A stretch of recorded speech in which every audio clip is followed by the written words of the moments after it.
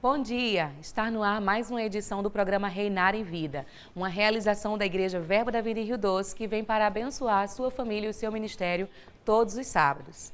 O que a Bíblia diz a respeito de prosperidade? Esse é o tema do quadro Abrindo o Verbo. Nós teremos a grande honra de receber o pastor Walter Simval, pastor-presidente da Igreja Evangélica Verbo da Vida, em Boa Viagem, na cidade do Recife. Mas antes disso, vamos conferir o Momento Rema. Eu conheci o Rema em Rio Doce quando houve um culto na Verbo Rio Doce, onde Craig Reagan veio e anunciou que iria ter o Rema na localidade de Rio Doce, no bairro de Olinda. A palavra Rema influenciou muito na minha vida e no meu dia a dia, no quesito de domínio próprio, no quesito de pensar somente coisas certas, porque é uma área que eu sou muito tentado na minha mente, porque eu geralmente penso muito e é nessas horas que o diabo aproveita para lançar pensamentos ruins, para atrapalhar minha criatividade. Eu era uma pessoa muito inconstante e quando eu comecei a fazer o Rema, isso tudo mudou. Eu comecei a realmente ver quem eu era em Cristo. Hoje minha mãe faz o primeiro ano, eu pude influenciar na vida dela quando eu começava a pegar livros do ministério de Kenneth Reagan, até mesmo dele, e trazia para casa a ler. E isso sempre interessava ela. Sempre quando eu terminava de ler, ela ia, pegava, lia, até minhas mudanças de atitudes em casa, quando eu passei a amar mais os meus irmãos. E isso é muito bom, porque hoje eu vejo que realmente essa palavra muda. O Rema mudou a minha vida. É maravilhoso ver jovens dedicando suas vidas ao chamado do Senhor. Eu quero te convidar agora a conhecer a missionária Luciana Ramos, uma jovem que está em preparação para pisar a Inglaterra.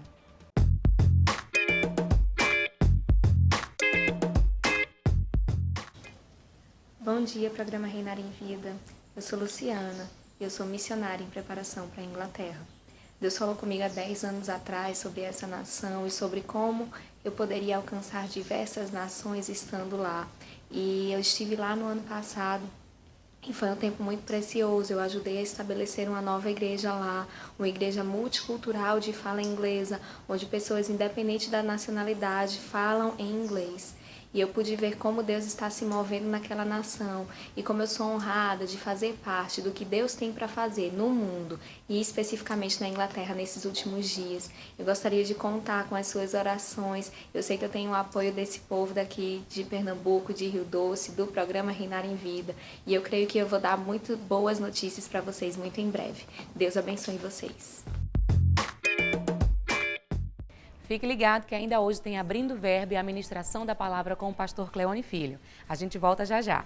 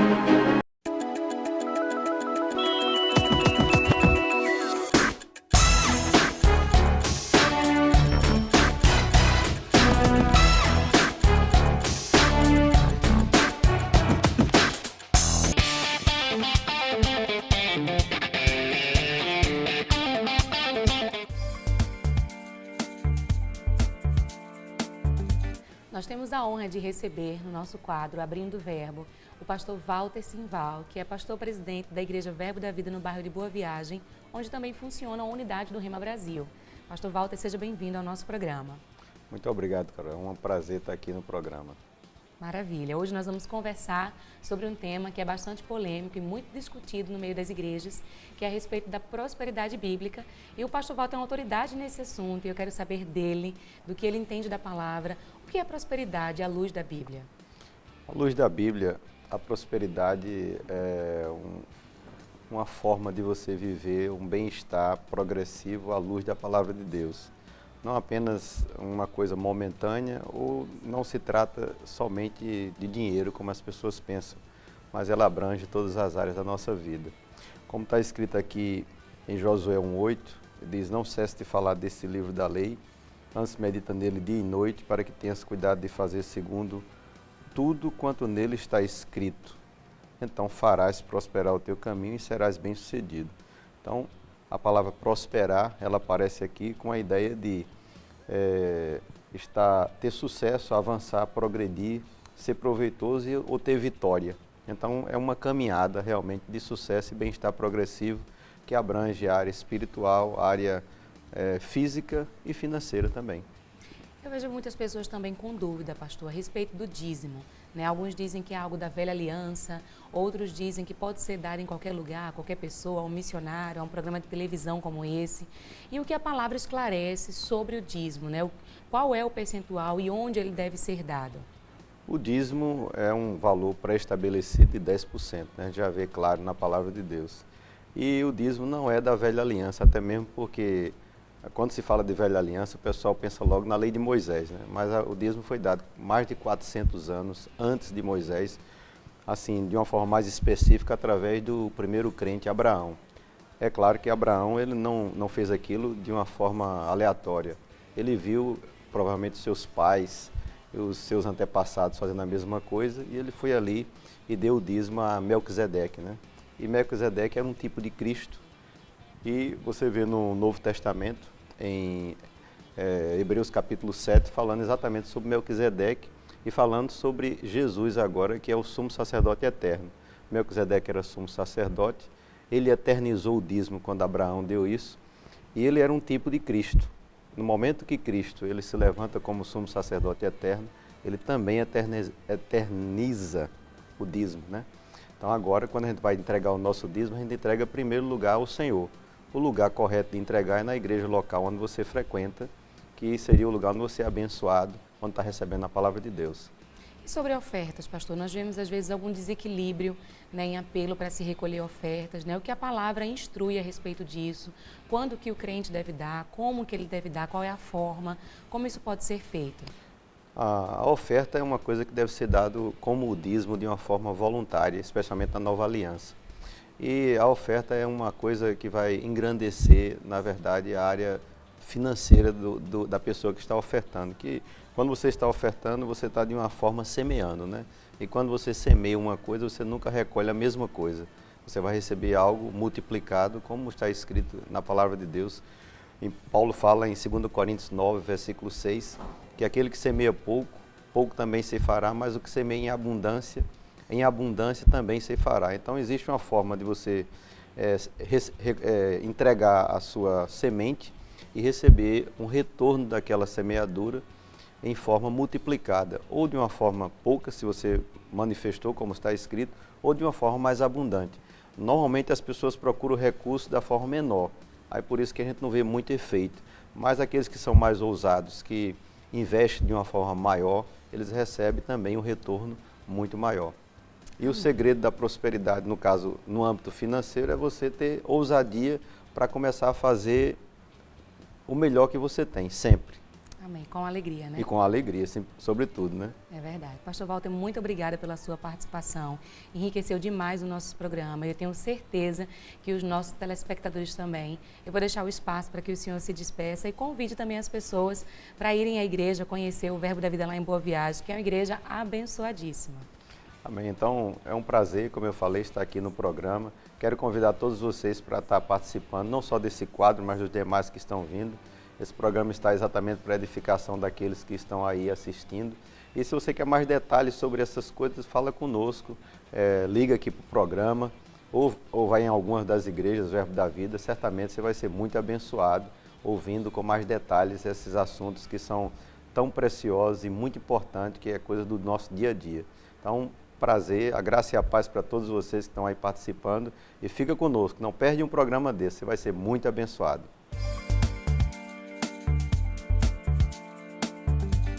Pegue sua Bíblia que agora chegou a hora da palavra. O pastor Cleone Filho trará um maná dos céus para abençoar as nossas vidas.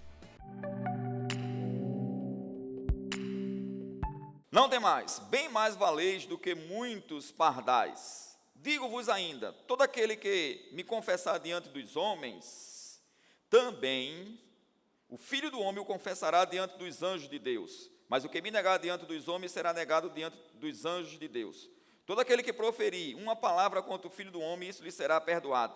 Mas, para o que blasfemar contra o Espírito Santo, não haverá perdão. Quando vos levarem às sinagogas e perante os governadores e as autoridades, não vos preocupeis quanto ao modo por que respondereis, nem quanto às coisas que tiverdes de falar, porque o Espírito Santo vos ensinará naquela mesma hora as coisas que deveis dizer ou falar.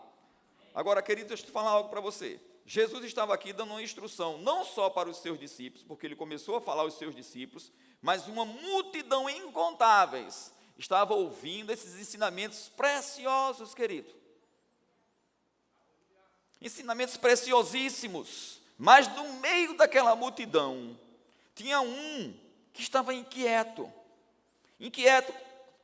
no que diz respeito às questões financeiras, inquieto, querido, desejando, querido, algo além do que deveria. E a gente vai ver isso aqui na Bíblia. E talvez aquela pessoa, querido, diante desses ensinamentos preciosos, não estava nem prestando atenção.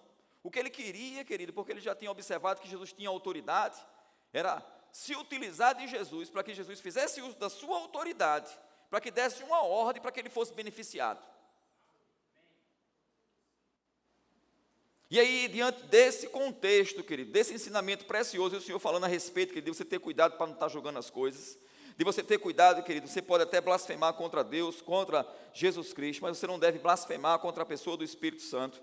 E aí eu não vou entrar nesse ensinamento agora, mas eu só quero dizer, fica tranquilo, porque para que isso aconteça, você tem que estar bem maduro espiritualmente, bem avançado, ter provado dos dons, dos mundos vindouros, e aí se você abrir a boca e falar mal, aí você vai certamente não receber o perdão de Deus. Essa é outra situação, mas se você cometeu qualquer tipo de pecado, seja adultério, estupro, assassinato, Deus já te perdoou. Se você se arrependeu, já confessou Jesus Cristo, acabou, se teu passado morreu. Aleluia. E quem nasceu de novo tem vida nova. Quem nasceu de novo, querido, não vive na prática dos pecados de outrora.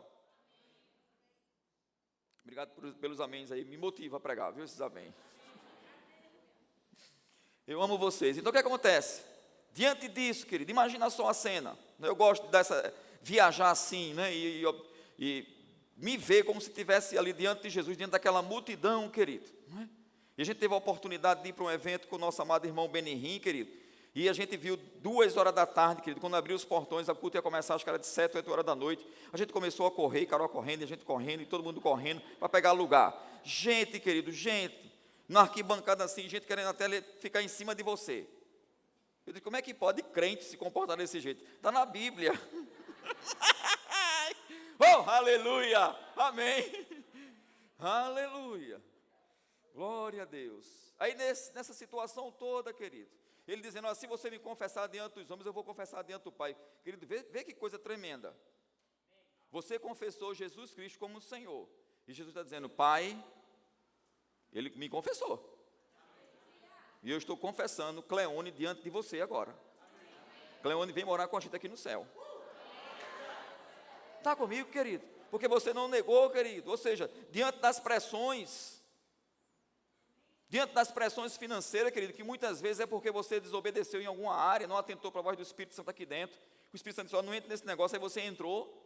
Mas mesmo assim, querido, se você diz, Jesus, eu te amo, Jesus, tu és meu Senhor, Ele está lá confessando, Pai, ela errou, ele errou, mas Pai, confessa. Eles confessaram aqui, Senhor, perdoa. Vamos resolver, essa situação já não é mais dele, esse problema já não é mais dele, é nosso. É um assunto de família, então vamos aqui ver o que a gente pode ajudar. Vai mandar cliente, vai mandar dinheiro e você vai sair da situação. Mas o seu coração tem que estar em Deus, querido, e não nas coisas. E aí o que acontece? Diante de tudo isso, aí tem um cidadão lá, versículo 13, nesse ponto, vê, no ponto, querido, que Jesus está dizendo o seguinte, olha, quando você estiver diante dos governadores, quando você estiver diante das autoridades, não se preocupe com o que vai dizer, porque o Espírito Santo vai conduzir você para dizer as coisas. Aí esse rapaz disse, opa, espera aí, rapaz. Jesus, nesse ponto, um homem que estava no meio da multidão, lhe falou, mestre, ordena meu irmão, que reparta comigo a herança. Quer saber que sua família é unida? É nessa hora de repartir a herança.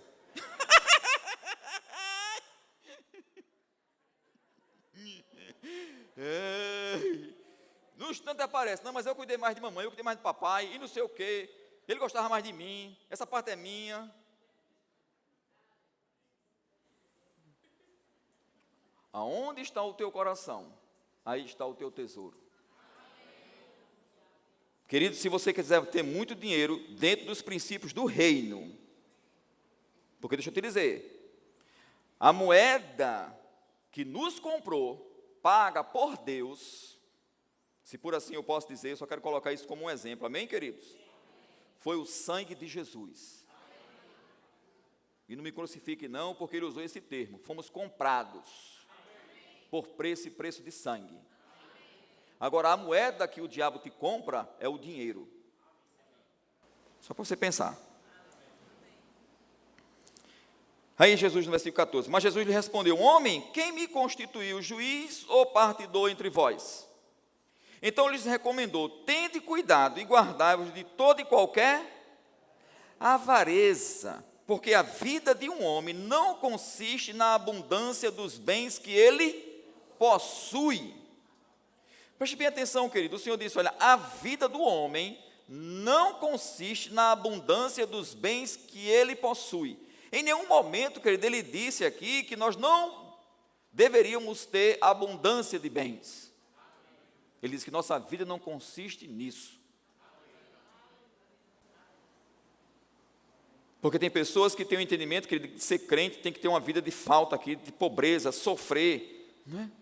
No máximo, conseguir aquela vidinha de só pagar as contas e acabou-se. Não é isso que Deus tem para mim e para você, querido. Agora nós temos que deixar o dinheiro no lugar dele. Sabe onde é que o dinheiro deve ficar? Não aqui, mas aqui, ó, embaixo dos seus pés. Amém? E passando pelo bolso, que é bom passar pelo bolso, amém? Para você se utilizar dele. Mas não está no seu coração, querido. Meu amor, eu preciso ajeitar meu cabelo. E você está com dinheiro. Não.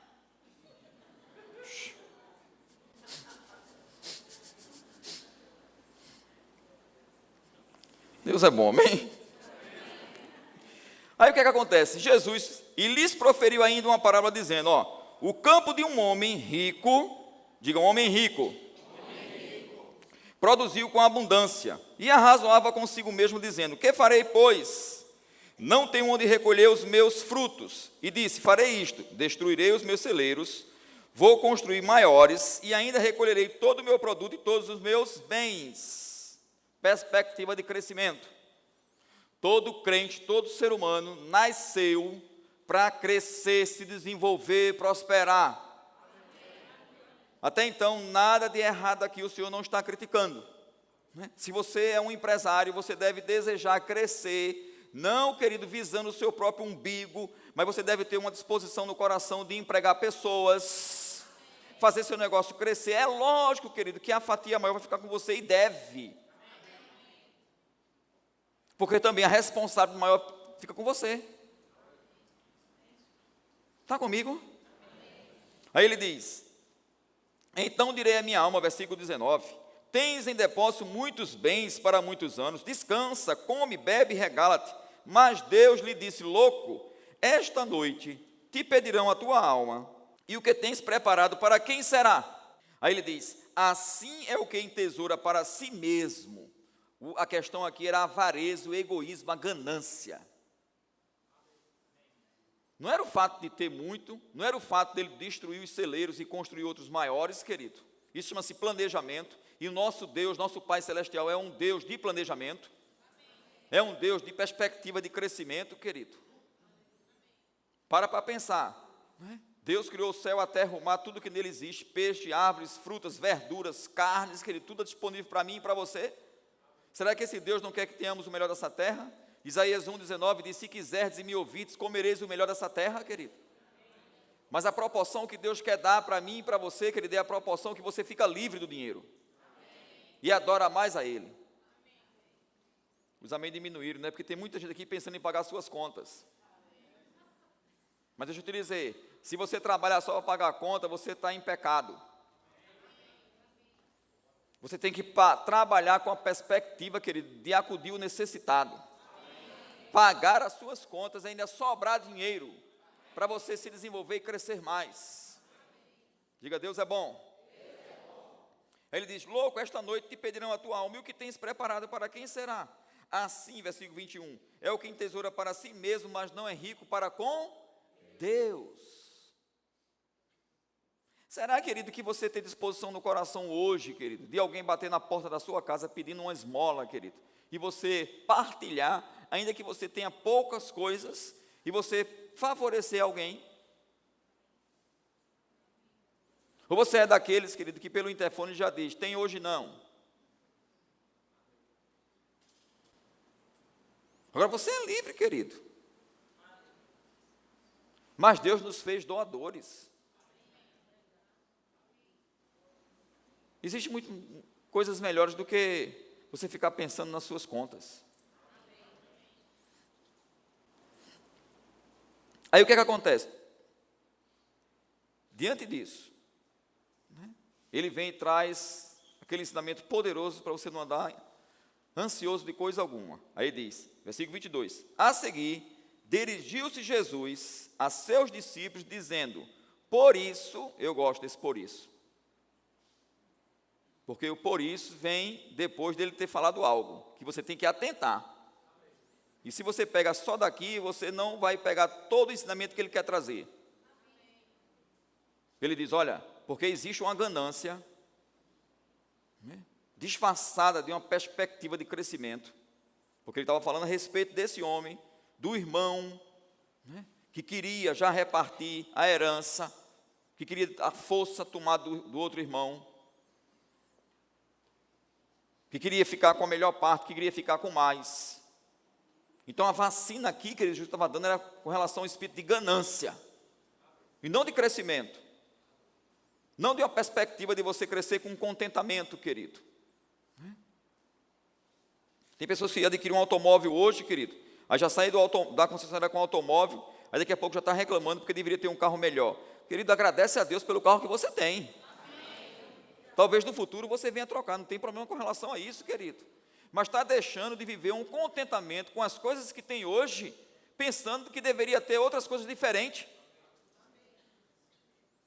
Contentai-vos com o que tendes. Ele não mandou ficar acomodado, mas ficou contente. Desfrutar, ter uma vida de gratidão, reconhecendo Deus, querido, nos mínimos detalhes. Amém. Glória a Deus. Aí ele diz, por isto eu vos advirto, não andeis ansiosos pela vossa vida, quanto ao que haveis de comer, nem pelo vosso corpo, quanto ao que haveis de vestir. Porque a vida é mais do que o alimento, e o corpo mais do que as vestes. Pastor, é possível andar sem estar ansioso por essas coisas? Claro. Se não fosse, ele não diria para ser feito. O que temos que fazer? Aplicar na nossa alma tudo que é justo, tudo que é puro, tudo que é amável, tudo que é de boa fama, se alguma virtude há, se algum louvor existe, seja isso que ocupe o vosso pensamento. Fala para Mateus 6. Quantos casamentos, queridos, destruídos por causa do dinheiro? Quantas empresas quebraram por causa de dinheiro, querido? empresas, familiares, e aí os pais partiram para outra vida, e os filhos não souberam administrar as coisas, começaram a brigar, e aí a empresa foi por água abaixo, por causa do amor ao dinheiro, da ganância. Mateus 6,19. Ele vai trazer instruções divinas. Não acumuleis para vós outros tesouros sobre a terra, onde a traça e a ferrugem corrói. Mateus 6,19. E onde ladrões escavam e roubam, mas ajuntai para vós outros tesouro no céu, onde traça nem ferrugem corrói, e onde ladrões não escavam nem roubam, porque onde está o teu tesouro, aí estará também o teu coração. Espera aí, então quer dizer que o meu tesouro, ele puxa meu coração?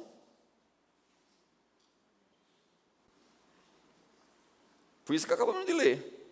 Aonde está o teu tesouro, está o seu coração. Então, se o meu tesouro é a palavra, meu coração vai estar na palavra. Se o meu tesouro é a presença do Senhor, meu coração vai estar na presença. O resto é acréscimo. E Rosana Lira já disse certa feita aqui que Deus dá com força. Ele vai mandar de forma exagerada. Porque seu coração está nele. Seu coração está nele. Porque onde está o teu tesouro, aí estará também o teu coração.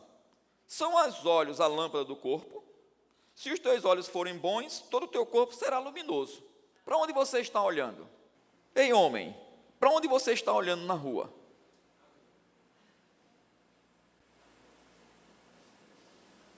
Ei, mulher, para onde você está olhando na rua? A Bíblia diz que nós devemos olhar para o autor e consumador da nossa fé. E vencer as tentações que vêm. Está comigo, querido? Nada de errado, querido, é outro tipo de ministração. De repente você passou no shopping center, você viu aquela roupa, viu aquela bolsa, viu aquele automóvel na concessionária, olhou, meu coração não está nisso, mas papai vai me dar. Está comigo, querido? Aí ele diz, se porém os teus olhos, versículo 23, forem maus, todo o teu corpo estará em trevas. Portanto, caso a luz que em ti há sejam trevas, que grandes trevas serão? Aí ele diz, eu acho isso aqui fantástico, querido. Eu amo esse versículo 24 desse capítulo, como eu amo os demais, mas isso aqui eu fico assim, como Deus é sábio. Ele diz assim, ninguém pode servir a dois senhores. Ninguém.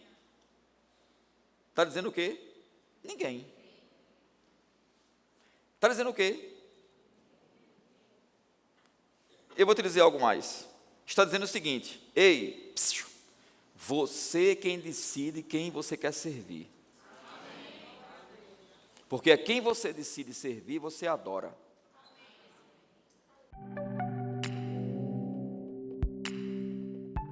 Você pode conferir essa ministração na íntegra em nosso canal no YouTube. Acesse TV Verbo Rio Doce e seja abençoado compartilhando também com os seus amigos. Próximo sábado nós temos um encontro marcado a partir das 8 horas da manhã. Não perca, Deus te abençoe.